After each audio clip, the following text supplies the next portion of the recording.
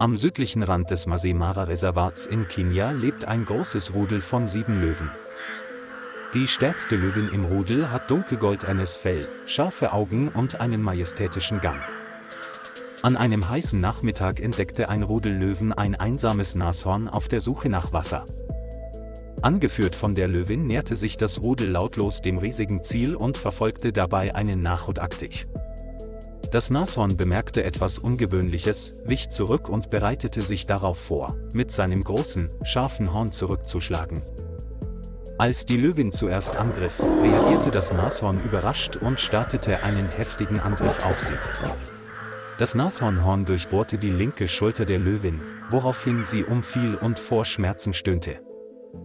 Die Löwen zogen sich in Panik zurück und ließen ihren Anführer leblos mitten in der Wildnis zurück.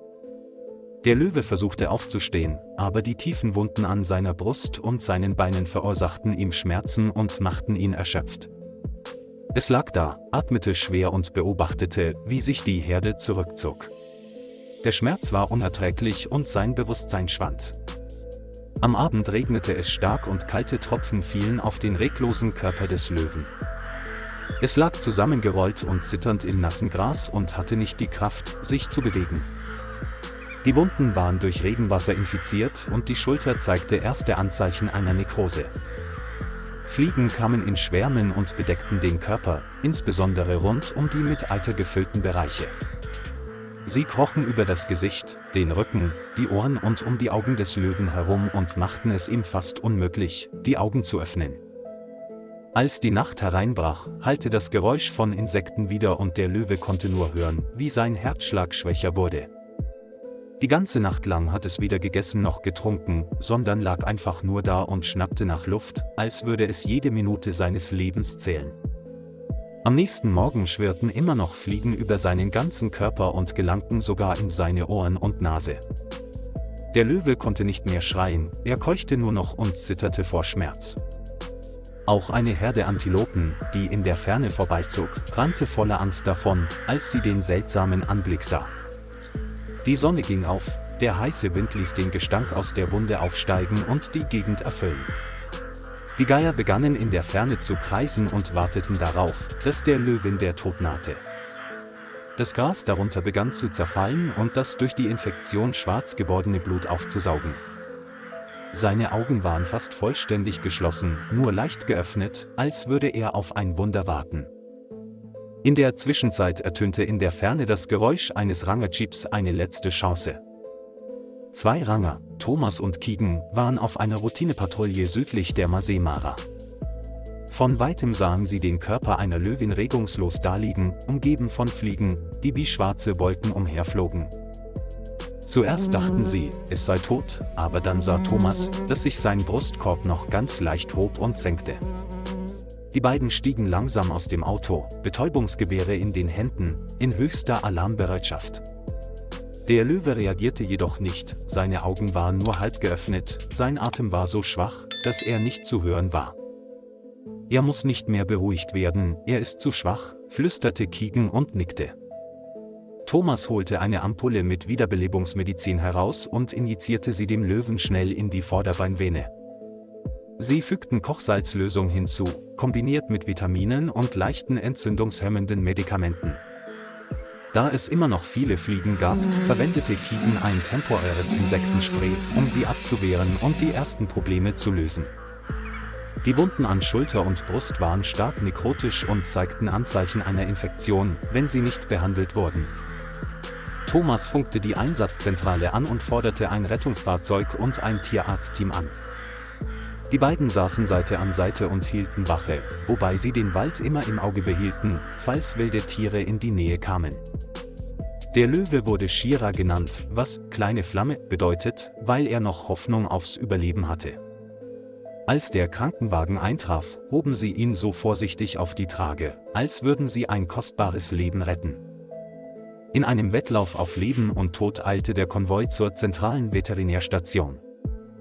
Im Naturschutzzentrum Masai Mara wurde Shira vom Veterinärteam sofort notoperiert.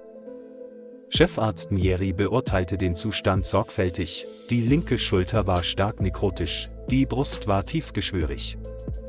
Sie verabreichten Breitbandantibiotika, Schmerzmittel und eine Vollnarkose, bevor sie mit dem Debridement fortfuhren. Mit einem speziellen chirurgischen Messer entfernte Dr. Njeri jedes Stück abgestorbenen Gewebes und reinigte die Wunde. Das Pflegeteam desinfizierte gründlich und saugte das Blut während des 3-stündigen Vorgangs kontinuierlich mit Gase auf. Shiras Wunden wurden mit speziellem antibakteriellem medizinischem Faden genäht und ihre gesamte Schulter und Brust wurden verbunden.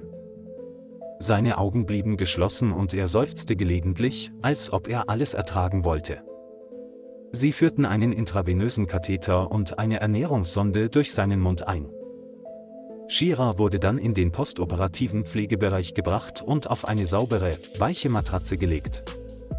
Njeri beschloss, ihn rund um die Uhr zu überwachen, um einen septischen Schock oder Hypotonie zu verhindern. Zur Wärmeversorgung werden Wärmelampen aufgestellt und Fliegen in einer sterilen Umgebung vollständig eliminiert. Am ersten Tag konnte Shira ihre Augen noch nicht öffnen, aber ihre Lebenszeichen stabilisierten sich allmählich. Am zweiten Tag öffnete es die Augen, um sich ein paar Sekunden lang umzusehen, und schloss sie dann erschöpft wieder. Die Ärzte nannten es Shira, um es aufzumuntern: Halte durch, kleine Flamme, geh nicht aus. Das gesamte Zentrum wartete still auf ein Wunder von Shira, der Kriegerin, die vom Rudel verlassen worden war. Nach 10 Tagen intensiver Behandlung konnte Shira zum ersten Mal aufstehen und langsam gehen. Sie wurde in ein halbwildes Gehege gebracht, ein großes Gebiet mit echtem Gras, Sonnenschein und Schatten. Hier überwacht der Arzt weiterhin täglich ihren Gesundheitszustand, lässt Shira sich jedoch allmählich an die Natur gewöhnen. Obwohl sie immer noch hinkte, waren ihre Augen schärfer, wachsamer und ruhiger. Die Stiche wurden größer und wuchsen in neue Haut hinein, wodurch lange Narben an Schultern und Hüften zurückblieben. Shira begann, rohes Fleisch zu essen, brauchte die Ernährungssonde nicht mehr und ihre simulierten Jagdreflexe kehrten allmählich zurück. Sie wurde rund um die Uhr überwacht, um ihr Genesungsverhalten nach einem schweren Trauma zu untersuchen. Unter der Sonne der Masai Mara stand Shira auf einem kleinen Hügel und der Wind wehte durch ihr weiches neues Fell. Jeden Morgen kommt der Tierarzt vorbei, um sie zu besuchen. Das ist ein fester Bestandteil ihres Tagesablaufs. Unser starkes Mädchen ist zurück, sagte Thomas während des Tests am 30. Tag. Nachdem ihre Wunden verheilt waren, wurde Shira in einem halbwilden Gehege gehalten, um Besuchern etwas über den Artenschutz zu vermitteln. Touristen aus der ganzen Masai Mara kommen, um den Löwen mit den langen Narben auf dem Rücken zu bestaunen. Sie machten Fotos und hörten den Mitarbeitern zu, die die rührende Geschichte von Shiras Rettung mitten im nächtlichen Regen erzählten. Viele Menschen weinten, als sie erfuhren, dass sie nach einer fehlgeschlagenen Nashornjagd von ihrer Herde verlassen wurde. In den sozialen Medien wurde ein Foto von Shira geteilt, die mit einer langen Stichnarbe mitten auf einem Feld steht. Shira wurde zu einem lebenden Symbol menschlicher Stärke, Entschlossenheit und Menschlichkeit. Kinder, die hierher kommen, lernen, wie wichtig die Pflege und Rettung von Wildtieren ist. Ein ausländischer Journalist schrieb: Wenn ich Shira anschaue, verstehe ich, dass Narben Schönheit nicht verbergen, sie erschaffen sie. Manchmal kam Dr. Njeri, setzte sich neben den Käfig und unterhielt sich mit Shira wie mit einem Freund. Shira überlebte, nicht als einsamer Löwe, sondern als Symbol der Hoffnung.